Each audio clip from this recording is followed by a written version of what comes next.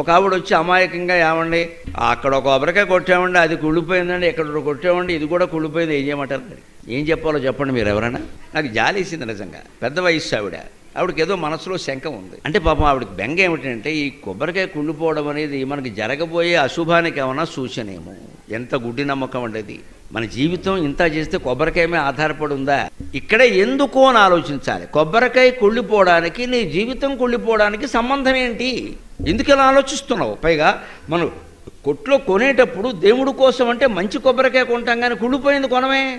మనం కావాలని చిత్తశుద్ధితో దేవుడికి మంచి కొబ్బరికాయ కొట్టాలని మనం ప్రయత్నం చేసినప్పుడు అదేదో అనుకోకుండా లోపల కుళ్ళిపోతే మనమేం చేస్తామండి? అది అమ్మేవాడికి తెలుసా, మనకి తెలుసా? అలాగనే ఏమండి దేవుడికి తెలుసు కదండి, నా చేతికి మంచి కొబ్బరికాయ ఇచ్చేలా చేయొచ్చు కదండి. దేవుడికి వేరే పని ఏమి లేదా? నీ కొబ్బరికాయ లెక్కెట్టుకుంటూ కూర్చుంటాడా? అంచేతను మనం ఈ ఎందుకు అన్న ప్రశ్న వేస్తే ఈ ఆలోచన పక్కకి వెళ్ళిపోతుంది.